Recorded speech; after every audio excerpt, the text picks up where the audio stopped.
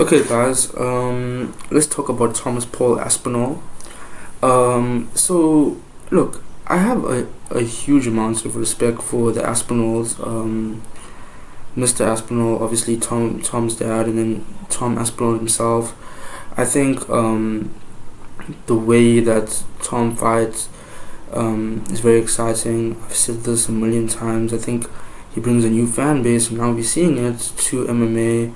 I think that from all the UFC fighters, the ones who the one who actually, can take a Jake Paul or like a sideman, or like a foot asylum, whatever the fuck they call, kind of a crowd, and like bring that fan base over to the UFC, which I know Dana Balls is jumping for, is a Tom Aspinall.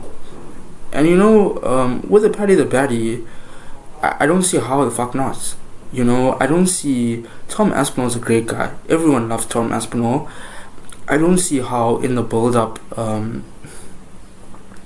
to the fights he doesn't do the promos that the UFC wants with the sideman, with the footy guys. He's bringing a new fan base to the UFC, which are the hooligans. And Ilya, we can get into him at a later date, but his hooligans are different to Tom Aspinall's. We all know what happens at a London fucking nightclub, and we all know the vitos that do this, and Tom Aspinall represents those vitos, represents those white guys. He looks like one of those white guys that fuck people up outside a London club. If you go and watch those YouTube videos, that's fucking Tom Aspinall. It's literally, he looks like one of those guys. And we went into and we said that Trickers fights like a boar, and he fights exactly like how Afrikaner sees himself fight, and it's exactly the same for Tom Aspinall. Every bloke from the UK or from like fucking Britain wishes they fought like Tom Aspinall, sees themselves fight as like Tom Aspinall. Like every guy who goes to the pub, drinks a warm fucking beer, watches rugby or watches football, thinks they fight like Tom Aspinall. Like if United and Liverpool were playing and the guys from Old Trafford had to fucking meet up with the guys from Anfield on the streets, and then the Anfield guys are gonna think that they can fight like Tom Aspinall and fuck the Old Trafford guys up, and the Old Trafford guys are gonna say Manchester strong, we fight like fucking Tom Aspinall, and we're gonna Tom Aspinall fuck the fuck out of you, so that is just Tom Aspinall. It's not just football dependent, it's all the hooligans, the rugby guys, the ones that go to clubs and fuck people up, and the football guys. That is what Tom Aspinall represents. He also, I think, brings a Jake Paul crowd to the UFC like no other fighter does. Like these guys who really don't understand MMA, who have no concept of how the fuck it goes down, but are still paying consumers, are still a very large population, a growing population. That's who the UFC needs to tap into if they want to grow the sport commercially, as obviously their competitors, and Tom Aspinall does that for them, right? And we see this with how much of traction he gets in the stuff he says, the things he does, and stuff of that nature. So look, that is who Tom Aspinall is in pop culture and how important he is to the UFC. That's excluding his fighting style, which we all know he hasn't spent more than 2 minutes in the octagon. We've seen the way he fights. It's very explosive, it's very dynamic, it's very unique. His foot movements, his head movements, his ability to close range, his ground game, his takedowns, his wrestling, his grappling, his hands, moving his head off the center line and then blitzing and walloping people. He's got hands of stone.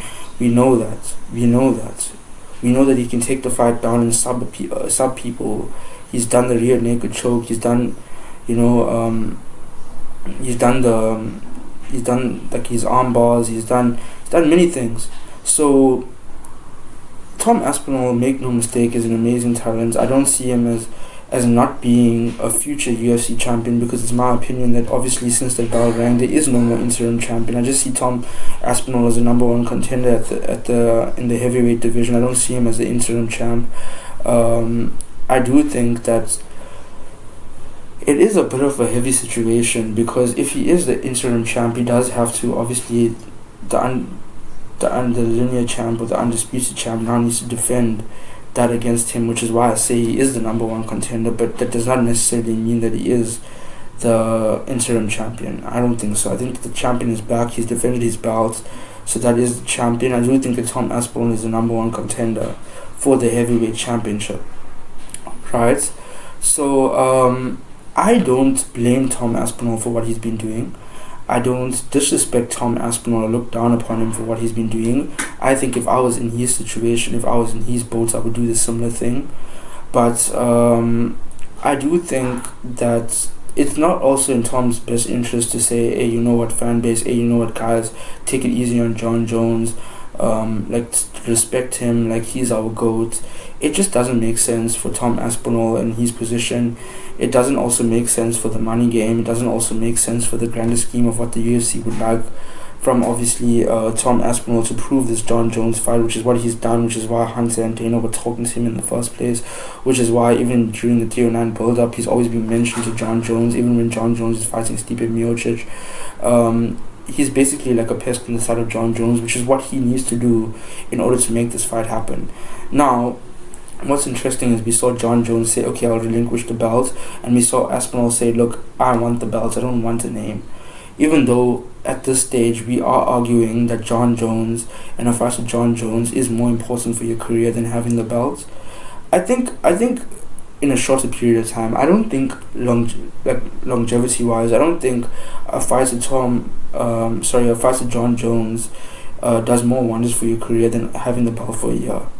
I don't think so, and that's assuming that if you defend the belt 3 times a year, I don't think that those 3 defenses, are bigger than a Jon Jones fight. I think those 3 defenses are bigger than a Jon Jones fight. So yes, a fight with Jon Jones is bigger than the belt, but only it's in relation to 3 fights. I think 3 title defenses, and then now it's like, okay, this guy, yes, is not on the level of Jon Jones yet, but that is obviously bigger for your career than a fight with Jon Jones, in my personal opinion. And that's if, and then we can examine whether, okay, like you beat Jon Jones. Is a Jon Jones win bigger than a belt? Yes, without a doubt. But I don't want to see this be the cause of Jon Jones defecting, because I hate to say it, but if Jon Jones did defect, then you're going to get someone like me tuning in somewhere else to watch Jon Jones fight, which is what you don't want. You don't want, as a business, a person or one of your customers to be a new customer of your competitor. You don't want someone that can give you money to give someone else the money that they could have given you. I mean, this is just basic principles that I know the UFC already know. So it is a tricky situation. But if Jon Jones had to give up the belt, then who does Tom Aspinall have to fight to now be the undisputed champion? I don't see that being Stipe. I don't see Tom Aspinall having any other competition in the heavyweight division, which is why he's in a precarious position in the first place, which is why he's doing what he's doing, because it's the only thing he can do.